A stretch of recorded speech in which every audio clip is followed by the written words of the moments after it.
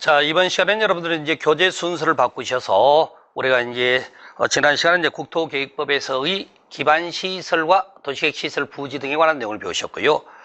자, 지금까지 여러분들이 배웠던 많은 내용들은요, 뭐죠? 땅에 관한 얘기를 제가 중심으로 말씀을 드렸어요. 자, 이번에는 이제 건축물에 관한 내용을 여러분이 기본적으로 좀 알아야 될 게 있습니다. 그래서 우리가 건축법이라는 법이 본 내용 중에서 이제 뭐 주로 이제 뒤쪽에 있는 법입니다만 건축물 일반에 관한 법인데요. 우리가 부동산이라는 게 토지와 건축물 아니겠습니까? 그럼 이제 건축물의 구성 관계에 대한 것을 기본적으로 좀 아셔야 여러분들이 앞으로 학습 과정에 도움이 되니까 바로 이제 건축법에 관한 내용을 가지고 먼저 좀 설명을 좀 드리겠습니다. 여러분 그 강의 노트 기준은 16페이지입니다. 교재 16페이지 보시게 되면은 그 건축법에 관한 내용이 거기에 나타나게 되는 건데, 자, 우리가 이제 건축법에서 이제 첫 번째 학습해야 될 내용이 건축법 적용 대상이라는 내용을 여러분이 학습하시게 됩니다. 그래서 적용 대상물로서 대지 건축물 설비가 있고 공작물은 예외적으로 적용하는 겁니다. 그 다음에 적용 대상 행위 중에서 건축행위, 대수행 용도 변경 행위라는 게 있게 되는 거죠. 그 다음에 이제 적용 대상 지역으로서 전부 적용 지역과 일부 규정을 부적용하는 지역, 이렇게 해서 적용 대상에 관한 것을 먼저 설명을 좀 드리도록 하겠습니다. 자, 우리가 적용 대상으로 일단 기본은 세 가지예요. 대지, 건축물, 건축 설비, 그리고 예외적으로 공작물이라는 게 있게 되는데, 자, 먼저 우리가 건축법에서 왜 대지를 배워야 하는지부터 설명을 드리겠습니다. 우리가 건축법에서 말하는 대지란 공간용과 구축 관리에 관한 법률, 보통 뭐 이제 측량수로 지적법이라고도 얘기를 하고, 더 약정해서 지적법이라고도 얘기를 하죠. 자, 우리가 지금 대지라고 하는 것은요, 지적법에서 정하고 있는 하나의 필지를 하나의 대지로 본다라고 선언하게, 표현하게 됩니다. 그러면 여러분들 거기서 이제 필지라는 게 뭐냐면은 경계를 표시하는 거야. 지적 공부에 등록되는 단위로 경계를 표시하는 것을 말하게 되는데, 자, 대지를 첫 번째 배우는 이유가, 여러분 혹시 건폐율이라는 단어를 아시죠? 건폐율이란 대지 면적분의 건축물이 차지하는 면적의 비율을 가지고 건폐율이라고 합니다. 자, 각각의 21개 용도지역마다 건폐율이라는 게 다 정해져 있습니다. 그렇죠? 자, 그러면은 그 건폐율에 맞춰서 집을 짓게 되는 건데, 자, 봅시다. 대지 크기가 100제곱미터인데요. 건폐율이 50%가, 여기가 50% 주어진 동네야. 근데 그 중에 땅을 100제곱미터 가지고 있는 사람은 그 땅 안에 건물을 얼마까지 지을 수 있죠? 크기가 50제곱미터까지 지을 수 있죠. 그런데 땅 크기가 그 중에서 200제곱미터를 가지고 있는 사람은 건물을 또 얼마까지 지을 수 있죠? 100제곱미터까지 지을 수 있지 않습니까? 그러면 결론적으로 우리가 대지를 배우는 이유는 대지 범위가 어디까지인지가 나와야지만이 그에 따라 주어진 건폐율에 따라 건물의 크기가 결정이 나거든요. 그러면 전체적으로 땅 크기가 얼마큼 되는지를 먼저 정해줘야죠. 그래서 원칙적으로 하나의 필지, 언젠가부터 만들어진 하나의 필지가 하나의 대지가 되지만, 건축법에서는 어떻게 한다는 거죠? 필요하다면 둘 이상의 필지도 하나의 대지로 취급할 수 있고, 그 다음에 하나 이상의 필지 일부도 하나의 대지로 취급할 수 있다는 겁니다. 땅의 크기를 정하자는 게 대지에서 배우실 내용입니다. 자, 두 번째는 건축물인데요. 건축물은 여기 공작물부터 한번 보실랍니까? 여러분이 국토계획법에서 개발행위허가를 배울 때 건축물을 건축하거나 공작물을 설치할 때 개발행위허가 받아라, 그런 내용을 배우셨죠. 그때 공작물이 이렇게 돼 있었죠. 인공을 가하여 제작한 시설물, 그렇게 돼 있다는 거죠. 사람의 힘이 가해서 만들어진 모든 것을 공작물이라고 한다는 거죠. 그 상태에서 위로 올라갑니다. 건축물이란 토지에 정착한 공작물 중에서 사람의 힘이 가해서 만들어진 걸 말하는 거죠. 지붕, 기둥, 지붕벽이 있는 것과 이에 딸린 시설물. 그러니까 지금 현실적으로 기둥 위에 지붕이 설치되어 있거나 벽면체 위에 지붕이 설치된 모양을 갖는 걸 건축물이라고 한다니까요. 그게 건축물이에요. 그러면서 여기 또 보세요. 이 과정에 토지에 정착한이란 말을 썼어. 땅바닥에 붙어 있더라고 제가 표현하겠습니다. 그러면은 지하나 고가의 공작물이라고 돼 있지. 지하는 땅 밑이에요. 고가라고 해서 높은 다리적 의미를 갖는 건데 땅으로부터 떨어져 있어, 일정 높이 이상으로. 거기에 지어지는 것도 건축법에서는 건축물이라고 하는 겁니다. 그러니까 지하 또는 고가의 공작물을 쓰는 이유는 원칙이 뭐였는데 땅바닥에 붙어 있는 것에서 표현을 했다는 거지, 원칙이.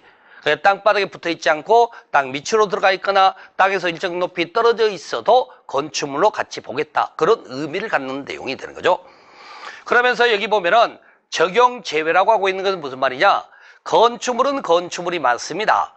건축물은 맞는데 건축법 적용을 받지 않는 건축물이 몇 가지가 있다는 거죠. 바로 이제 그에 관계된 내용을 우리가 확인하게 되는 거고, 그 다음에 건축 설비라고 해서 건축물 안에 설치된 각종 시설 등에 관한 내용이에요.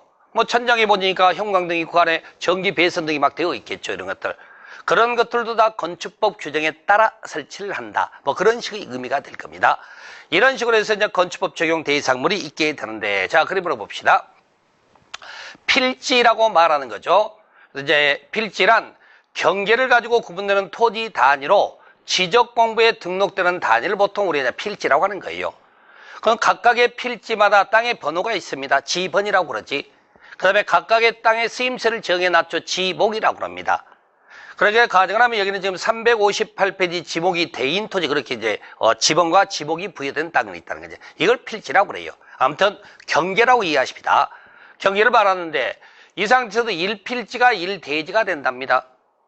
그럼 필지, 대지는 일단 범위적으로 봤을 때는 같은 의미가 돼야 되겠죠. 그런데 왜 그러면 똑같이 그냥 필지라고 해버리지 왜 또 대지란 말을 쓰느냐는 거죠. 필지는 단순하게 경계를 표시한다면 대지는 건축물 건축한 안전 조건이 갖춰진 형태, 그런 걸 대지라고 칭한다고 보시면 돼요. 그래서 1필지 1대지 원칙이다라고 표현했다고 그러죠. 바로 이 과정에서 이게 원칙이죠. 자, 이 과정에 건축법에서는 필요하다면 둘 이상의 필지를 하나의 대지로 취급할 수도 있고, 반대로 하나 이상의 필지 일부를 하나의 대지로 취급할 수도 있다는 겁니다. 그래서 어떤 경우는 2개 이상의 하나가 대지가 되는 거고, 어떤 경우는 일부가 대지가 되는, 그 사유가 이렇게 잔뜩 있어요. 이런 사유가 이렇게. 그럼 여러분 쭉 읽어보시면 아시겠지만, 이렇게 해당되면은 비록 현재적 필지는 2개 이상으로 돼 있지라도 결국에는 건축법상의 하나의 대지로 판단을 해서 그 대지 크기에 맞춰 주어진 건폐율에 따른 건물이 지어지구나, 그렇게 이해하시는 거죠. 반대도 마찬가지예요. 하나 이상의 필지 일부에 대해서 하나의 대지로 취급할 수도 있다는 거죠. 그런 식으로 해서 이제 원칙은 1필지 1대지로 되어 있지만 필요하다면 둘 이상의 필지가 하나의 대지가 된다든지, 상대적으로 하나 이상의 필지 일부도 하나의 대지로 취급을 해서 그 해당되는 만큼의 대지 면적 크기에 따라 건물을 짓겠다. 바로 그 얘기입니다. 바로 그거 의미니까 일단 거기까지만 설명을 좀 들어보시고요. 자, 두 번째는요, 우리가 건축물을 배우시게 됩니다. 건축물은 좀 전에 모양은 보셨죠? 기둥 위에 지붕 설치되는 형태, 벽면체 위에 지붕이 설치되는 형태를 우리가 이제 기본 건축물의 구성으로 살려서 표현하게 되는 거죠. 자, 이 과정에서 지금 여러분들은 이제 초고층 건축물에 대한 그 기준 때문에 이걸 보시는 건데, 여러분 거기 그 교재도 뒤쪽에 실은 있어요. 어디에 해당되느냐, 거기 22페이지 보면은 20번에 고층 건축물이라고 되어 있는 부분 있죠? 거기에 같이 설명이 된 거예요. 건축물의 분류 관계에 관한 내용인데, 자, 어차피 여러분 이걸 이제 한번은 봐야 되기 때문에 미리 여기서 말씀드릴게요. 분류 기준을 보려고 하는 거니까. 우리가 건축법에서 대형 건축이라고 칭하는 것들은요, 그 건물의 층수가 21층이 넘거나 크기가 10만 제곱미터가 넘는 걸 대형 건축물이라고 합니다. 그 다음에 고층 건축물이라는 게 있어요. 층수가 30층이 넘거나 그 높이가 120m가 넘는 걸 고층 건축물이라고 합니다. 그리고 그 중에서 50층이 넘거나 200m가 넘게 되면 초고층 건축물이라고 그러는 거죠. 이 전부 다 고층 건축물 맞아요. 그 과정에 30층보다 높거나 50층보다 안 되는 경우죠. 49층까지를 뭐라고 부른다? 준 초고층 건축물이다. 이렇게 이제 건축법의 분류 기준이 있다는 거죠. 지금 이제 좌우에 이제 대표적인 초고층 건축물 두 가지를 해놨어요. 왼쪽에 있는 게 이제 블루즈 클리파라고 그래서 두바이라는 곳에 지어졌는데, 층수는 162층에 828m 높이로 지어졌죠. 자, 오른쪽에 있는 건 잠실 제2롯데월드라는 건축물을 짓고 있는 걸 말하는 거죠. 123층에 555m 높이로 짓고 있답니다. 이런 것들은 이제 보통 초고층 건축물의 이제 구성이고, 나머지는 다음에 설명드리는데요. 자, 블루즈 칼리파가 작년 4월 달까지는 1등이었어요. 순위상으로 제일 높았다는 거지. 그리고 이제 작년 4월에 바뀌어요. 그래서 중국에 있는 건축물이 1등으로 바뀝니다. 838m 높이가 나오죠. 자, 그 이후에 이제 뭐 조만간에 지어질 걸로 사우디의 킹덤 빌딩이가 있는데 그 명칭이 정확히 않네요. 그래서 이제 1000m예요. 그래서 앞으로 점차